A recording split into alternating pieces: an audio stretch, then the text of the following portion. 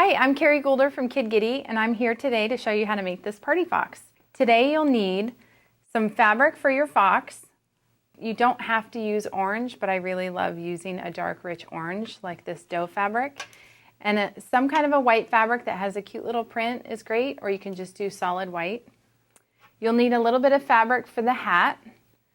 I have a little bit of felt here for a star or something else that you might want to put on the hat. 2 pieces for the hat, or 2 different patterns for the hat. Some felt pieces for balloons. This is a flexible gardening wire, so that'll be for the sticks on the balloon that will look like threads. You'll need a little piece of tearaway stabilizer. When you're making some of the balloons, it might be difficult to turn them around because they're so little. The stabilizer will help. You'll need some embroidery floss for the eyes. If you want to do safety eyes, you'll need safety eyes. You'll need some turning tubes and a stuffing fork. You'll need clipping shears, and you'll also need some fluff. So let's get started. It's really important to make sure that your stretch direction of your fabric is placed on the die properly. So for the fox, the back head pieces and the top forehead piece, the stretch needs to be sideways. So if you can stretch your fabric this way, that's the way you need to put it on your die. So we're going to put that right on there. We're going to make sure that the edge of my fabric is just over the edge of those pieces. I'm going to place some pieces for the legs and the arms. I can do the arms separate. Because I need 4 pieces for the legs, and I'll need 4 pieces for the arms, I prefer to cut them out separately. You can do up to 8 pieces, but I like to make sure that everything is placed accurately. You'll need 4 pieces for the body, and again, the stretch direction, you want the neckline of the fox to stretch from side to side, not up and down. So I'm going to place that on there, and I'm going to check my edges and make sure that I've placed everything on there just right, from top to bottom and side to side. We'll get to the other pieces afterwards. So for the fox die, you'll need the 25 XL cutting pads, 1 on top, 1 on bottom, and you can run it through your Sizzix Fabby. Now this die also works on all Sizzix machines.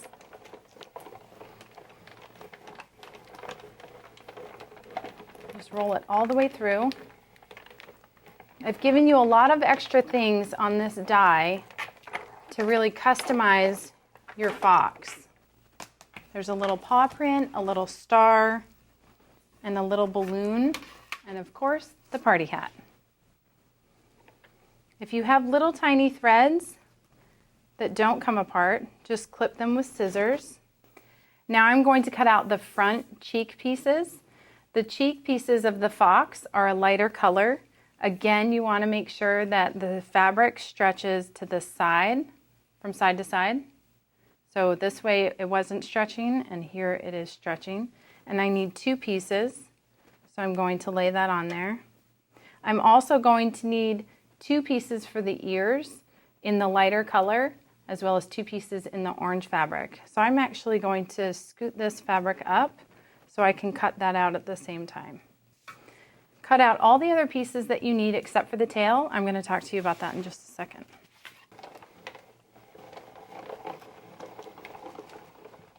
Part of the tail is going to be white or a lighter color, and the rest of it is going to be orange. I just chose to grab some scraps because scraps are a great thing to use. We don't need to waste fabric. But you're going to sew a little piece of the white to the orange before you cut the tail out. You'll need 2 sides for this.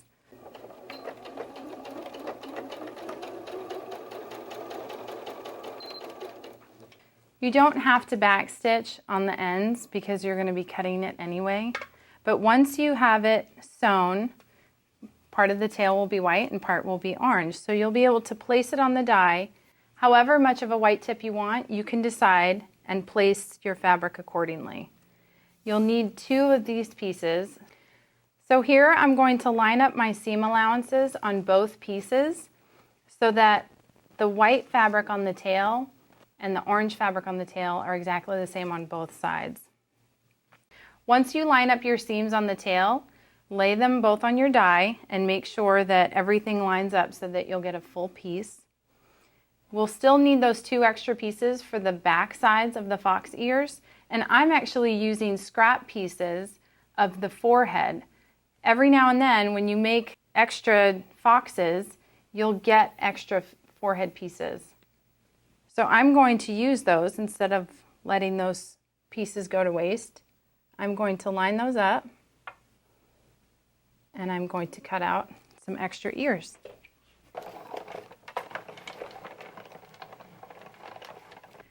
Before we get started sewing the fox, we need to cut out the paw prints for the hands. I've only put them on the hands, but you can also put them on the bottom of the foot if you want, or you can just leave them off completely. That's totally up to you. So I'm going to cut out a couple of paw prints, and I've got a little trick for you. I'm going to cut my pieces a little small, and I'm going to layer one piece on there and another piece. Then I'm going to run it through my machine. Because I'm only cutting on the end of the die cut, I'm going to use a smaller cutting pad on this end piece so that I don't keep using my XL cutting pads. So cut out your little paw prints. Just run it right through the machine, and it'll go much quicker because I don't have to go through the whole entire die cut. It's going to be really tempting to take apart your paw print, but you should keep it like this. The reason is the paw print pieces are stuck inside, and it will give you the opportunity to glue these pieces down onto your fabric without losing their alignment. Let's start with the ears. So 1 piece of white fabric and 1 piece of orange fabric together. So both of your ears, and then we will clip and notch them. If you're sewing with a machine that gives you the option to sew with your needle down, it's really beneficial to do that so that when you get to the end of the tip of the ear, you can pivot your fabric and keep going down the other side. Make sure to use a 1/4 inch seam allowance and make sure to back stitch at the beginning and the end of each seam. Before we sew all of the arms and legs together, we want to put our paw prints on. So again, you don't have to put paw prints on any of them, and you don't have to put them on the feet. But if you do want to put them on, I'm going to show you how to do that. You'll need a glue stick or washable glue with a fine tip. So put your glue right on there. You don't need much, but just swirl it. This is actually easier with a fine tip glue. And now what you'll do is take this whole piece, place it right down on top of the arm. You want to make sure that you're going to have seam allowance all the way around the small little pieces of the paw print. Press these pieces together by pressing on the fabric side, not on the felt side. Once you've pressed your pieces for the paw prints, you'll need a little piece of stabilizer. I like the tearaway stabilizer. If you want to use a regular stabilizer that's going to stay in the fox, you can always trim it down to size from behind, but the stabilizer works really well. Put the stabilizer underneath and stitch around each little circle. I really love the feature on my machine that is an eyelet stitch, so if your machine has an eyelet stitch, go ahead and use that. Otherwise, each stitch will require you to lift the pedal and keep stitching around.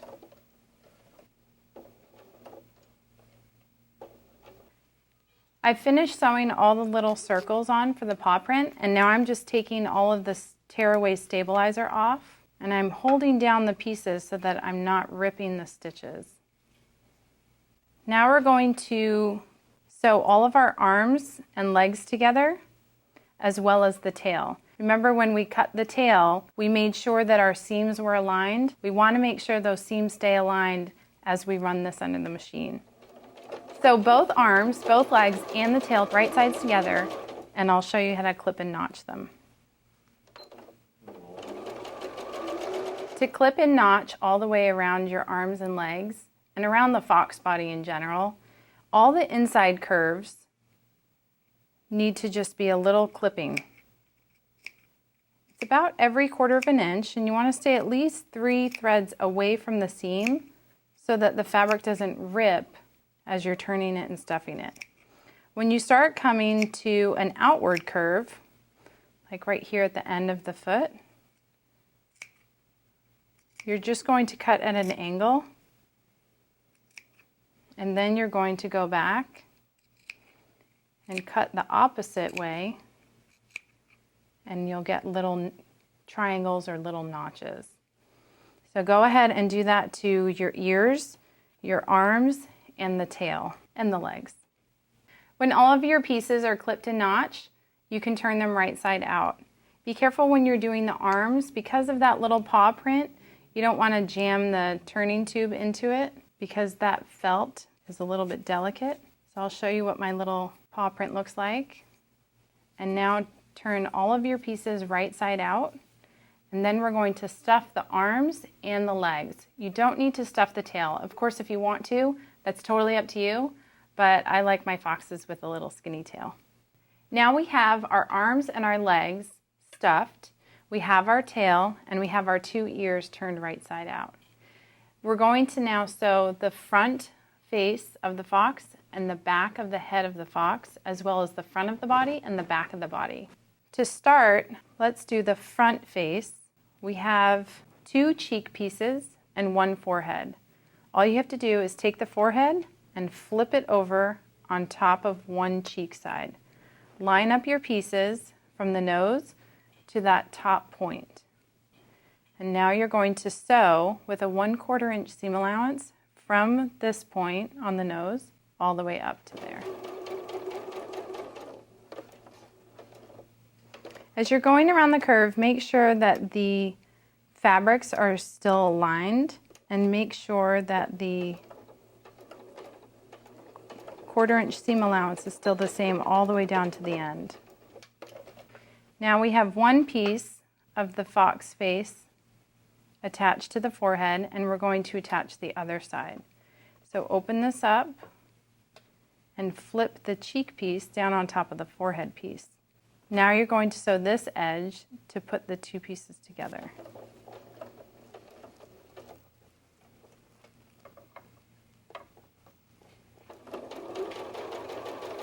Now that we have our 3 fox pieces put together for the front of the face, we need to connect the chin part. So it's actually going from the nose all the way down to the neck, and that will create the fox's chin. So you're going to put the 2 cheek pieces together, and you're going to stitch from the neck all the way to the tip of the nose.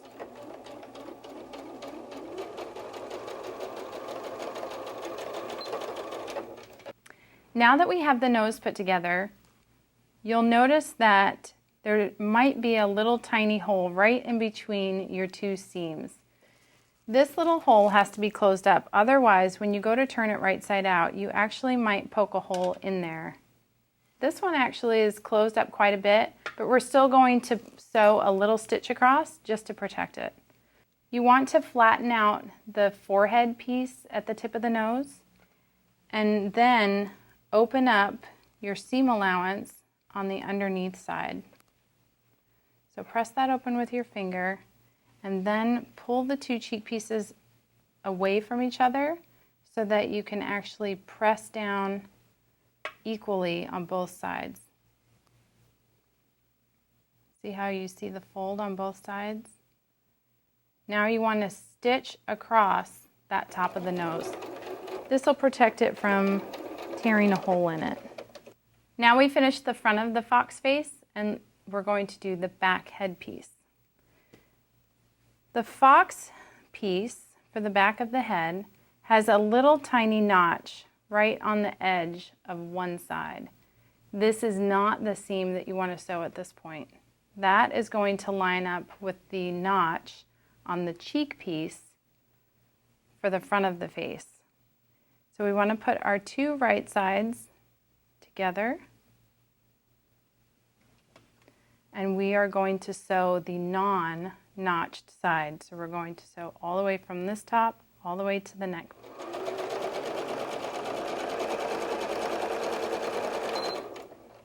Now we have the front face and the back of the head. Now we're going to sew the front body and the back body. Just as the side of the cheek pieces has a notch, the sides of the body for the fox also have a notch. Because you need 4 of these pieces, I put the double notches in there so you know which side is going to be the outside edge and which side is going to either be the chest or the spine.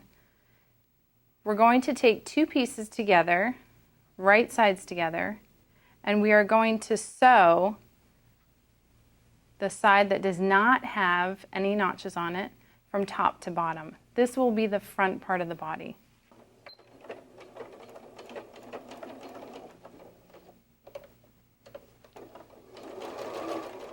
We have the front of the body put together. Now we'll put together the back of the body. For the back, you'll need to leave an opening for turning the fox right side out and stuffing it. You'll also want to sew the tail in at this point. Take your 2 pieces, and again, the notch sides are out on the outer side because we don't want to sew that edge. Place your tail so that it's approximately 1 to 1.5 inches away from this tip of the bottom of the fox. If you place it too high, the tail will look like it's coming out of its back. And if you place it too low, the tail will look like it's coming out from between the legs. So you want to place your tail just right. I'm going to pin my tail in place. This will remind me where I need to start and stop. I'm going to sew from the top of the neck down about 1.5 inches. I'm going to leave quite a bit of room on the back side for turning and stuffing. And then I'm going to sew from just above the tail all the way down to the bottom. Make sure when you're starting and stopping at each point, you're locking in your stitches.